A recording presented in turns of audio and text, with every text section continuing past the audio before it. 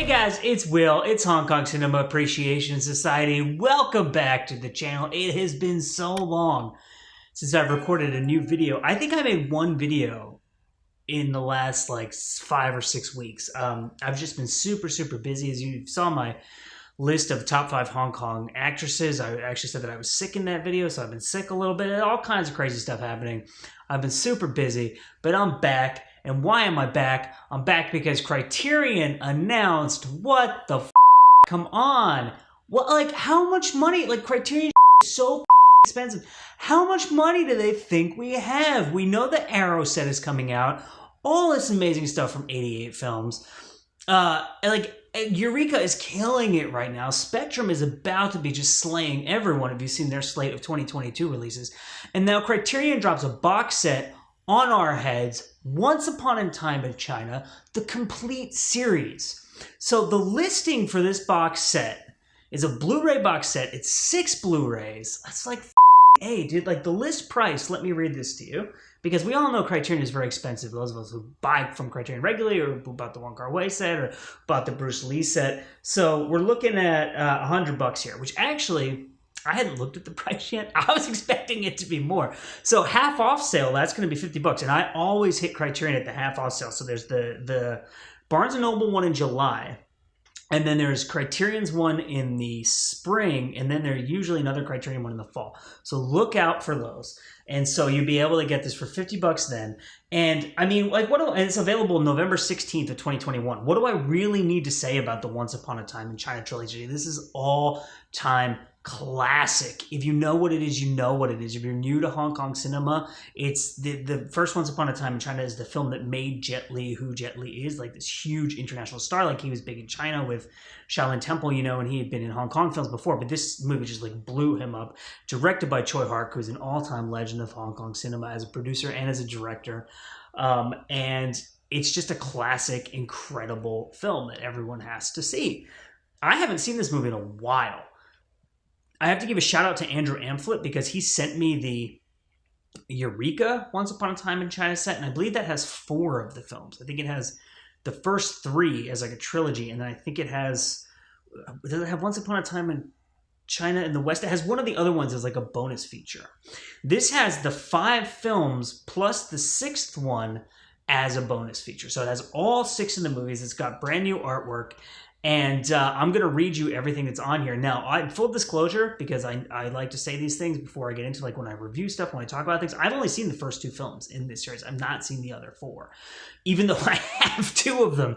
I have so much. You know, if you've seen, like, my reviews and if you see what I get in and all the Blu-rays I have, like, I have literally hundreds of Hong Kong films that I haven't had a chance to watch yet. I'm just like drowning in this stuff. And you know, when I get stuff that's timely, because I got the Eureka release like after, like months after it came out, maybe even like a year. So it wasn't timely anymore. So there's no point in like jumping on it when I have all this other stuff that is coming out that I want to get reviews out for so that people can see it. So I'm going to read you what's going to be on this release.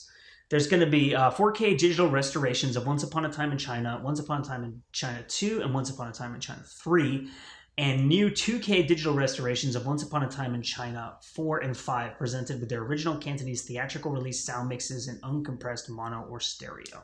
Alternate stereo Cantonese soundtracks for Once Upon a Time in China and Once Upon a Time in China 2, featuring the original theatrical sound effects and the mono Cantonese soundtrack for Once Upon a Time in China 3. Once Upon a Time in China and America in a 2K digital transfer featuring 5.1 surround DTS HD master audio and mono Cantonese soundtracks, along with stereo Mandarin track with a voice of actor Jet Li.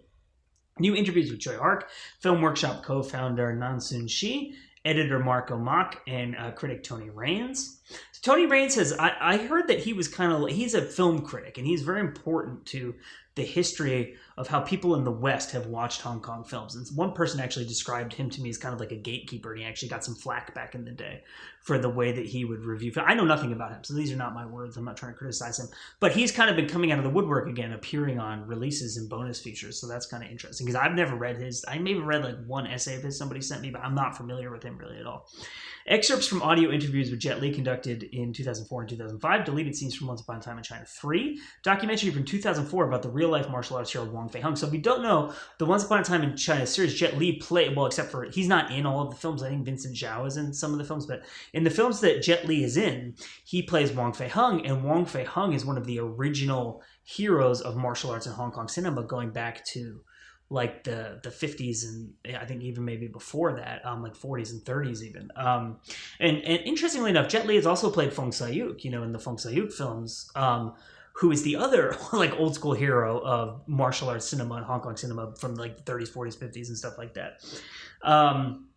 So that's that. And then we have From Spikes to Spindles, a 1976 documentary about New York City's Chinatown featuring uncredited work by Tsui Hark. That sounds amazing, and I'm really excited about that. I really like those. Like, if you've seen the, Scorsese's documentary about Little Italy, it's on the Criterion early Scorsese or Scorsese shorts or something set. Those kind of like documentaries about cities, especially kind of like lesser budgeted, more like fly on the wall observational type, like with lots of footage from back in the day that really preserves like the history and stuff like that. I love that kind of stuff. Excerpts from a 2019 masterclass given by martial arts choreographer Yun Wu-ping. So if you didn't know, Yun Wu-ping is involved in this too. I mean, it's like a who's who of everyone. Archival interviews featuring Choi and actors John Wakefield, Donnie Yen, and Yen Shi Quan. Behind the scenes footage from Once Upon a Time in China and Once Upon a Time in China in America. Making of program from 1997 on Once Upon a Time in China and America. Trailers, new English subtitle translations, plus an essay on the films by critic Maggie Lee and an essay on the cinematic depictions of Wong Fei-hung by novelist Grady Hendrix. So Grady Hendrix has done awesome stuff before for Criterion on the Police Story set. It's got some really interesting kind of like observations on there. And is involved, I think, in the New York Asian Film Festival or like one of the festivals. And so has done a lot of really interesting stuff and bonus features and things of that nature. So that is the Once Upon a Time in China Criterion Collection Blu-ray box set. It's out in November of 2021. I'm of two minds about this. One, it's really exciting to be alive right now and to be a fan of Hong Kong cinema and a martial arts cinema and these classic movies, and all this stuff is coming out, and it's really amazing. It really, really is, in these amazing editions with these pristine, visual presentation, audio presentation.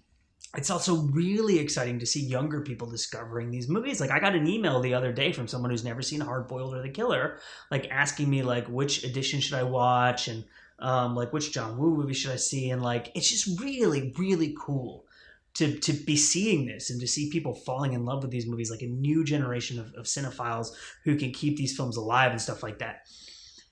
I'm really excited about it. The only negative I can think of is, to be honest with you, and this is only because I run this channel, I'm having box set fatigue. Like, you gotta stop. Like, okay, like this year alone, we had the Young Master set, which has like 12 hours worth of stuff on it. The Millionaire Express set, which has like 12 years or 12 years. 12 hours worth of stuff on it.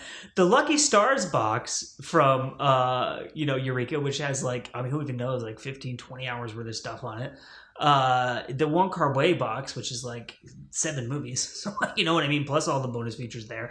And like, the Arrow box that's coming out, Eureka is putting out a box. Like, it's a lot. And if I were a fan, I'd be like, yeah, I'm going to archive this. I'm just going to make my way through it when I have time to make my way through it. But as someone who's trying to run this channel and keep up to date on stuff and keep people informed and try to do timely reviews, I'm like, I can't do it. My brain is going to break. So my name is Will. It's Hong Kong Cinema Appreciation Society. I thank you as always for watching. Leave a comment, subscribe, all that fun stuff, and we will see you next time.